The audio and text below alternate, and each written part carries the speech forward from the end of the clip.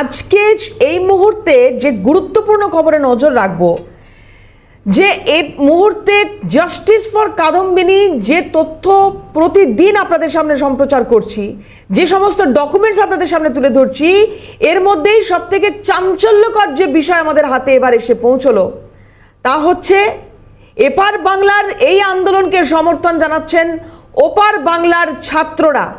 যে ছাত্র আন্দোলন থেকে বাংলাদেশের একটা সরকার পরিবর্তন হয়ে গেল, সেই ছাত্ররা এবার এই ছাত্র আন্দোলনের পাশে রয়েছেন। বাংলায় কাদম্বিনীর ঘটনায় সরব হলো এবার ওপার বাংলা। আরজিকর কাণ্ডে সরব বৈষম্য বিরোধী আন্দোলনকারীরা এপারের ডাক্তারি ছাত্রদের আন্দোলনকে সমর্থন জানাচ্ছেন, পাশে রয়েছেন, এমনটাই ওপারের ছাত্ররা বলছেন। বিচার বিভাগীয় তদন্তেরও দাবি জানাচ্ছেন। কে দাবি জানাচ্ছেন? না, নাহিদ ইসলাম, তথ্য প্রযুক্তি উপদেষ্টা, বাংলাদেশের অন্তর্বর্তী সরকারের তথ্য প্রযুক্তি উপদেষ্টা। মহিলা ডাক্তারকে ধর্ষণ করে দৃষ্টান্তমূলক শাস্তির দাবি করছেন। দিল্লির নির্ভয়া কাণ্ডে মনে থাকবে আমাদের অনেকেরই যে বাংলাদেশের শাহবাগে যে আন্দোলন হয়েছিল দিল্লি নির্ভয়া কাণ্ডকে সামনে রেখে, এবারেও কিন্তু এই বাংলার বুকে সংগঠিত আন্দোলনের পাশে রয়েছেন ওপার বাংলার মানুষ। ওপার বাংলার ছাত্র আন্দোলনের সঙ্গে যুক্ত যারা, তাদের একটা বড় অংশ পাশে রয়েছেন এপার বাংলার আন্দোলনের। বাংলাদেশের সংখ্যালঘুদের রক্ষা করা সরকারের লক্ষ্য, এমনটাই বলছেন নাহিদ। দুই বাংলা একে অপরের পরিপূরক, সিএনএর প্রতিনিধিকে জানিয়েছেন নাহিদ ইসলাম।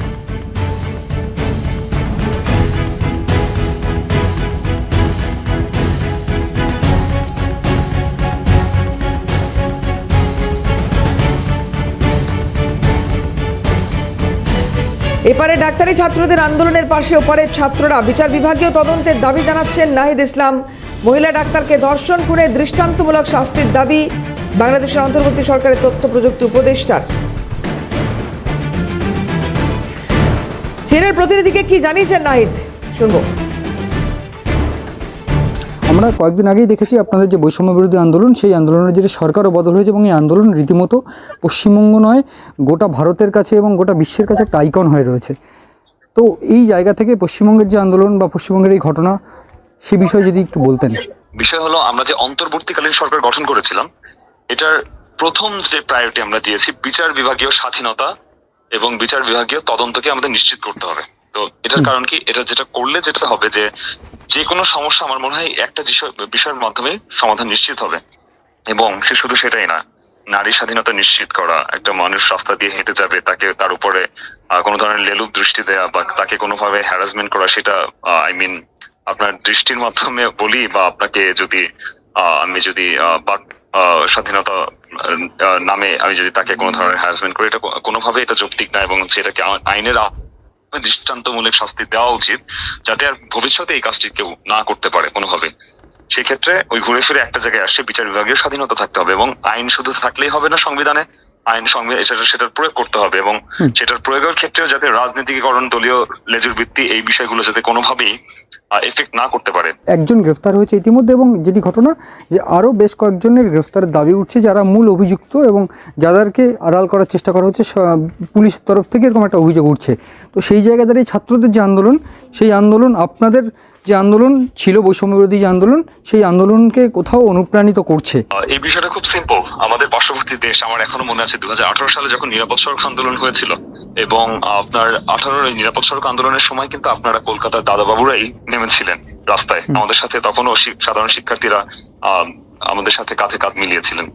একইভাবে এই 2024 সালে এসে এই একই কাজটি আপনারা করেছিলেন। আপনারা সেখানে আন্দোলন করেছিলেন আমাদের পক্ষ হয়ে, আপনারাও রাস্তায় নেমে আমাদের জন্য আপনারা অশ্রুসিক্ত হয়েছিলেন। তো এই জায়গাতে স্পষ্টভাবেই এই বিষয়টি আপনাদেরকে আমি মনে করি প্রচন্ডভাবে অনুপ্রাণিত করে, যেভাবে আপনারা আমাদেরকে অনুপ্রাণিত করেছিলেন। এবং আমি মনে করি এই বিষয়গুলোকে আপনাদের এখানে ইনফ্লুয়েন্স অবশ্যই রাখছে, যেভাবে আপনাদের কলকাতায় কোনো কিছু ঘটে গেলে আমাদের এখানে ইনফ্লুয়েন্স রাখে।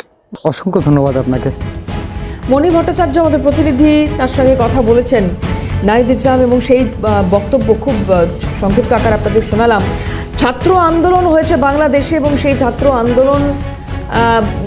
আন্দোলনের একেবারে পুরোভাগে যারা ছিলেন তাদেরই একজন এই নাহিদ, এবং তার বক্তব্য এই বাংলার আন্দোলনের পাশে তারা রয়েছেন, ছাত্র আন্দোলনের পাশে তারা রয়েছেন। জানার চেষ্টা করবো মণি ভট্টাচার্য আমাদের প্রতিনিধি এই মুহূর্তে রয়েছেন আমাদের সঙ্গে টেলিফোনে।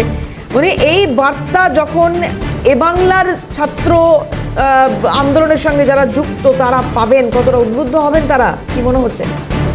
দেখো দেবারতী, তোমাকে জানাবো, এই যে আন্দোলন যেটা বাংলাদেশে বৈষম্য বিরোধী আন্দোলন নামে পরিচিত, যেটা কোটা আন্দোলন নামে পরিচিত বিশেষতভাবে, এই আন্দোলন কিন্তু রীতিমতো অনুপ্রেরণা দেবে গোটা বাংলার এবং গোটা দেশে যে এই যে চিকিৎসক খুনে বা চিকিৎসক ধর্ষণ এবং খুনে যে আন্দোলন ছড়িয়ে পড়েছে গোটা দেশ গোটা রাজ্য জুড়ে, সেই আন্দোলনকে কিন্তু রীতিমতো বাংলাদেশের এই আন্দোলন অনুপ্রাণিত করবে। যেটা যেমনটা নাহিদও বলেছেন, গতকালই আমার সঙ্গে নাহিদের কথা হয়েছে এবং নাহিদ যেটা স্পষ্ট করে বলেছেন যে ভারত এবং বাংলাদেশ দুটো পারস্পরিক দেশ এবং প্রতিবেশী দেশ, তাদের কিন্তু একটা মিলন, কোথাও গিয়ে একটা মিলন যেমন রয়েছে, ঠিক সেরকম ভাবেই তাদের যে আন্দোলন, সেই আন্দোলনকে কিন্তু অবশ্যই এই ভারতবর্ষের বা পশ্চিমবঙ্গের যে আন্দোলন চলছে বর্তমানে, চিকিৎসক ছাত্ররা করছেন কিংবা নাগরিক সমাজ করছেন, তাদের কিন্তু এই আন্দোলনকে অনেকটা অনুপ্রাণিত করবে। যেটা যেমনটা তুমি বলছিলে, যেটা মূলত বিষয় যে এই ধর্ষণ এবং খুন তার যে এই যে ঘটনা, এই ঘটনায় কিন্তু রীতিমতো নাহিদও জানিয়েছেন যেটা,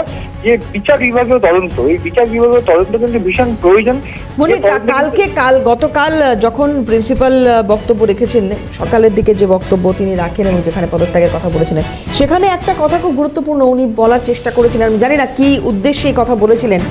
উনি বলেছিলেন যে ছাত্র আন্দোলন যেটা হচ্ছে সেটা নাকি সংগঠিত করানো হচ্ছে এই ছাত্র আন্দোলন। কার দিকে ইঙ্গিত করলেন, কেন করলেন, এবং তার এই বক্তব্যের কি এফেক্ট হতে পারে যারা এই মুহূর্তে এইভাবে আন্দোলনে বসেছেন, নেমেছেন ন্যায্য দাবিতে, তাদেরকে যখন এইভাবে দাগি দেওয়া হচ্ছে যে তারা নাকি এই আন্দোলন কারুর চাপে পড়ে করছেন বা করানো হচ্ছে, এই ধরনের নেগেটিভ বক্তব্য কি মনে করে প্রিন্সিপাল রাখলেন?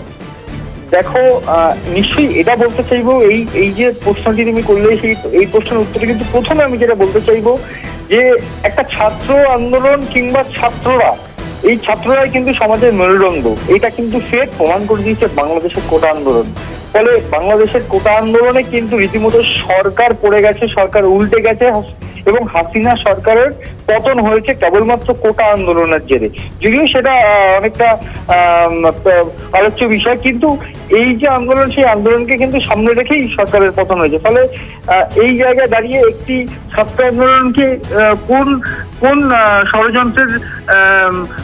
কোন ষড়যন্ত্রকে সামনে রেখে তিনি সন্দীপ ঘোষ এই কথাটা জানিয়েছেন, এটা বলা সম্ভব নয়। কিন্তু এটা স্পষ্ট যে আমরা কিন্তু প্রথম দেখিয়েছিলাম যে আক্তার আলী, যিনি অ্যাসিস্ট্যান্ট সুপার ছিলেন নন মেডিকেলের, তিনি যে অভিযোগ করেছিলেন সন্দীপ ঘোষের বিরুদ্ধে, বিভিন্ন দুর্নীতির অভিযোগ, কোথাও সিরিঞ্জ কেনা বেচার অভিযোগ, কিংবা কোথাও বজ্রপাচার, কিংবা কোথাও মর্গের বিভিন্ন রকম ভাবে বিভিন্ন কিছু দুর্নীতি যেগুলো সিএন প্রথম দেখিয়েছিল, এই ঘটনার পর কিন্তু আক্তার আলীর তরফে একটি অভিযোগ করা হয় রাজ্য স্বাস্থ্য ভবনে। কোথাও গিয়ে সন্দীপ ঘোষ এই আক্তার আলীকেই টার্গেট করলেন এবং কোথাও গিয়ে এই ছাত্রদের ওই আক্তার আলীর দ্বারা অনুপ্রাণিত বা আক্তার আলীর দ্বারা কিছুটা ইনফ্লুয়েন্স পেয়েছে বলেই তিনি দাবি করেছিলেন। যদিও এই মুহূর্তে তাকে ন্যাশনাল মেডিকেল কলেজের অধ্যক্ষ পদে বসানো হলেও তাকে ছাত্ররা মেনে নেয়নি। ফলে একটা জিনিস ভীষণ স্পষ্ট যে ছাত্র আন্দোলন বা এই ছাত্রদের যে আন্দোলন, সেটা যে কতটা ভয়ানক সেটা কিন্তু বাংলাদেশ প্রমাণ দিয়েছে এবং সেই প্রমাণ ইতিমধ্যেই সন্দীপ ঘোষও পেয়েছেন, যে কারণে কিন্তু ইতিমধ্যেই তাকে বদলি করে ছাত্রদের প্রথম তরফ থেকে অভিযোগ করা হয়েছিল তাকে পদত্যাগ করতে হবে। তিনি কিন্তু রীতিমতো চাপে পড়ে পদত্যাগ করেছেন এবং পদত্যাগ করার পর তাকে ফের চেয়ার দেওয়া হয়েছে, তাকে কোলে বসিয়ে রাখার চেষ্টা করা হয়েছে সরকারের তরফে এবং সেই জন্যই ক্যালকাটা ন্যাশনাল মেডিকেল কলেজের তাকে ফের অধ্যক্ষ পদে দেওয়া হয়েছে এবং সেখানেও কিন্তু একইভাবে ছাত্রদের আন্দোলন। বেশ, মনি, আপাতত অনেক ধন্যবাদ তোমাকে। কথা বলছিলাম, মনি ভট্টাচার্য ছিলেন টেলিফোনে।